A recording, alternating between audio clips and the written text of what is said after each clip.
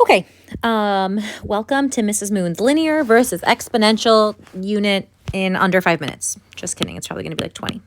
Just kidding. I'm trying to keep it short because that's how I like to roll.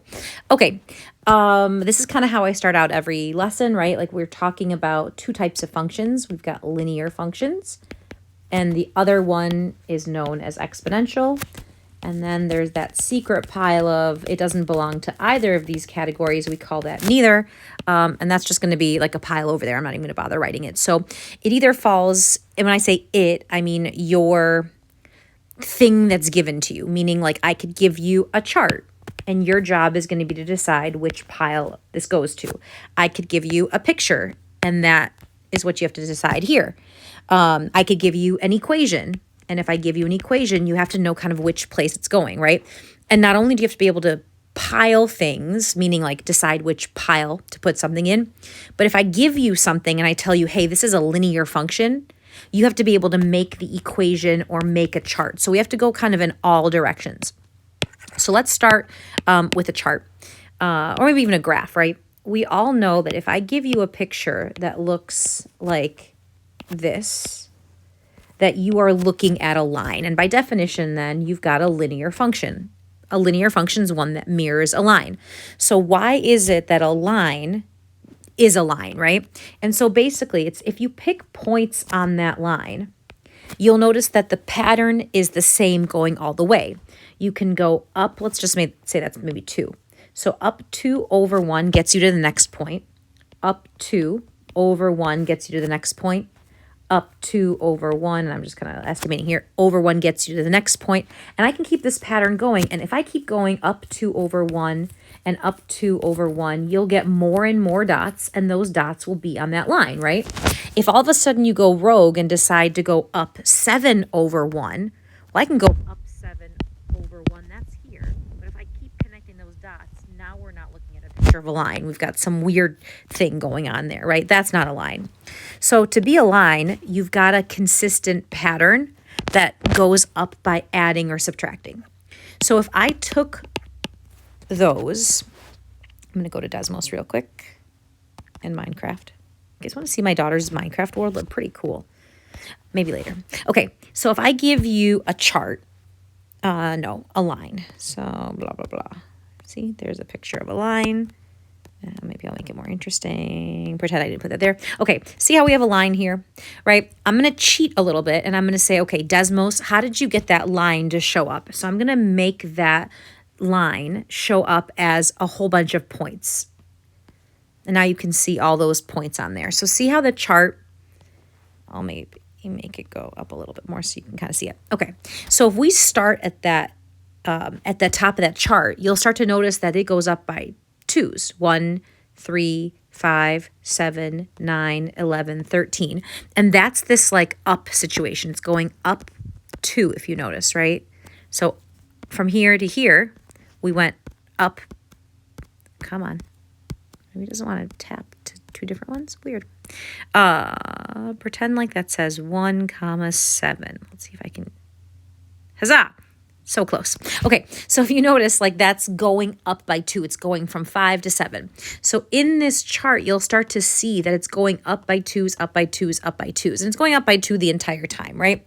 So when you see a chart, as long as that growth is going up by addition or subtraction, we've got ourselves a linear function that if we made it into a picture, we would see a line. So let's go backwards, right? If I make a picture, we can start it at, I don't know, like, let's do something different, 8, and it goes up by 3 and up by 3 and up by 3.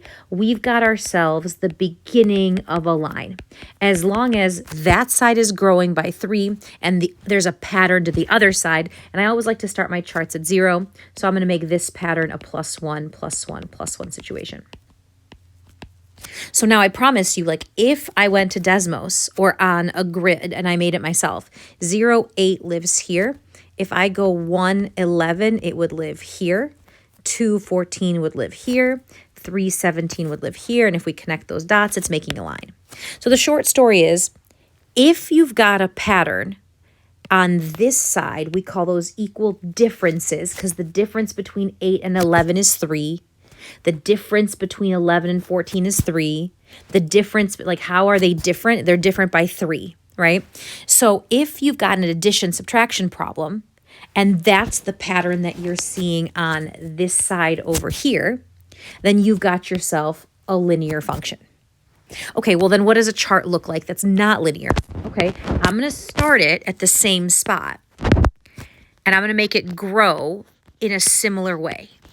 So I'm going to start all my charts at 0, 1, 2, 3. I'm going to start it at 8 so you guys can see the difference. And then I'll show you what the picture looks like, and I'll show you what the equation looks like so that you can like really understand it. So now I'm going to give you the same growth. So if this has a growth of 3 and 3 and 3, if I was growing by addition or subtraction, that would be a linear function. So this is linear too. If I started my chart at 8 and went down by 3, subtracted 3 again, subtracted 3 again, and this was 0, 1, 2, 3, that's linear too. So if I take that 3 and instead of adding and subtracting, but I multiply it, multiply by 24, multiply by 3, multiply by 3, 72 times 3 is 214, right? 210, 10, 2, 4, 6, 216, Mrs. Moon. Okay, so that would be exponential. So notice the growth here is 3 and the growth is there is 3. It's just how that growth is used. If you've got adding and subtracting growth, you're linear. If you're multiplying or dividing growth, you're exponential. If you're doing something totally different, like no pattern at all, like times 3, times 7, times 14, then we've got neither exponential nor linear. Okay, so now let's see what those equations would be like.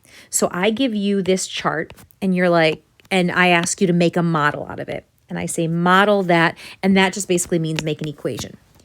If you understand that this is a linear function, you should start like this, because all linear functions begin in that format, in that framework.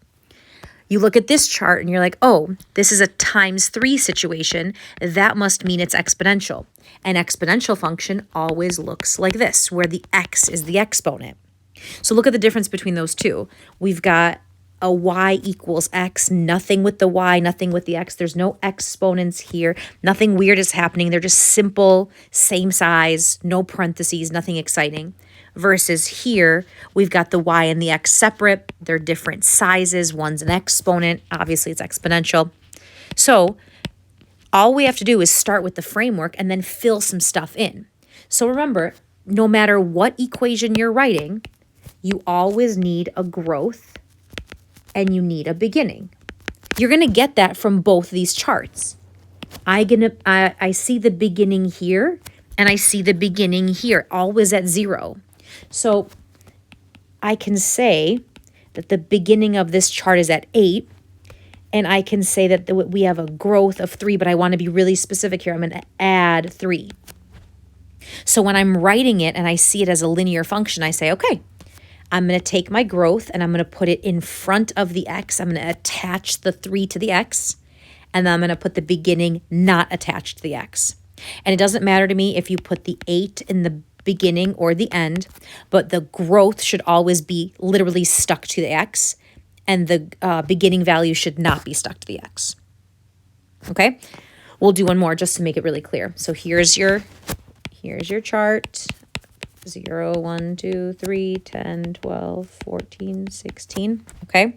All of a sudden you realize, oh, it's going up by 2s. Great, it's linear. Linears start like this. The growth is 2. The beginning is 10. So I'm going to put my growth attached to the x, and I'm going to put my beginning not at x. And that's it.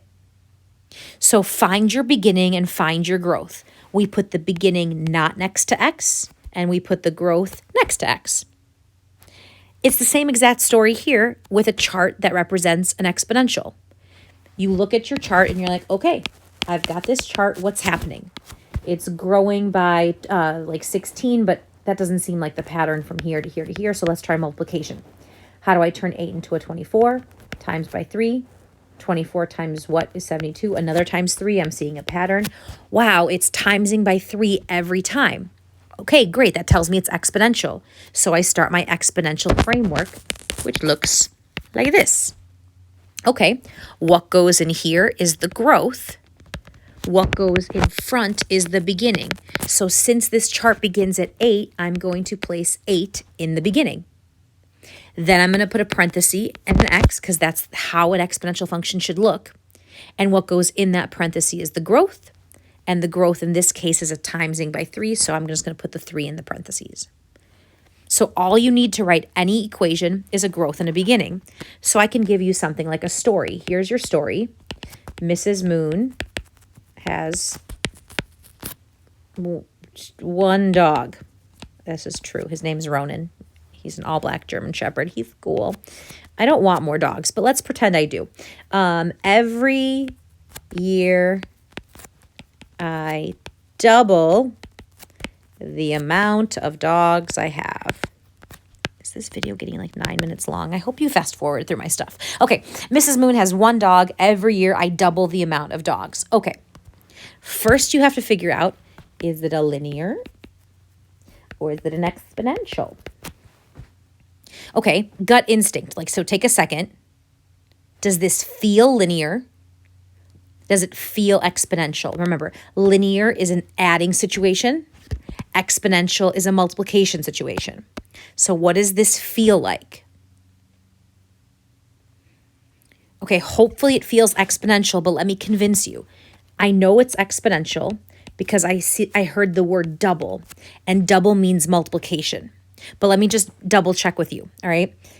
If you're not sure, you can always turn everything to a chart or at least a different framework. If I start at 0 with 1 dog, next year I'm going to double the amount of dogs I have. The next year I'm going to double the amount of dogs I have. The next year I'm going to have double the amount of dogs. So you should be noticing that doubling doesn't mean I'm adding 1 every time. It means I'm multiplying by 2 every time.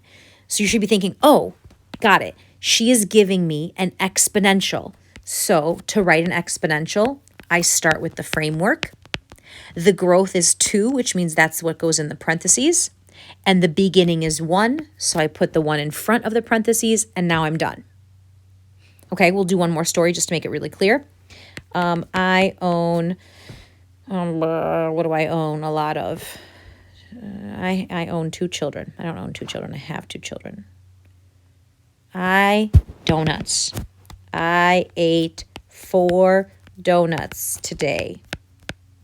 That was yesterday, but it's true. I ate 4 donuts yesterday. Each day, I eat 2 more donuts. Oh, I'm sorry. That's the fancy way of writing donut. We want regular, not fancy. Every day, I eat 2 more donuts. Okay, same thing. I ate 4 donuts today. Each day, I'm going to eat 2 more donuts. Linear or exponential?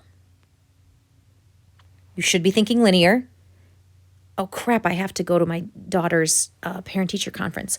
Okay, let's wrap this video up. Okay, so if I was going to make this into a chart, 0, I ate 4 donuts. Tomorrow, I'm going to eat 2 more.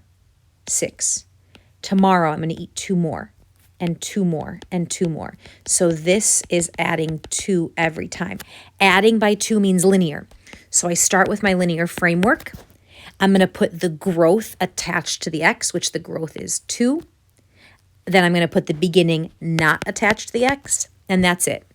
Okay, I hope that makes sense. And if I should give you one study tip, it's to watch this video. And if you've watched it, write down on your purple sheet some main important ideas. What did I say in the video that stuck out to you?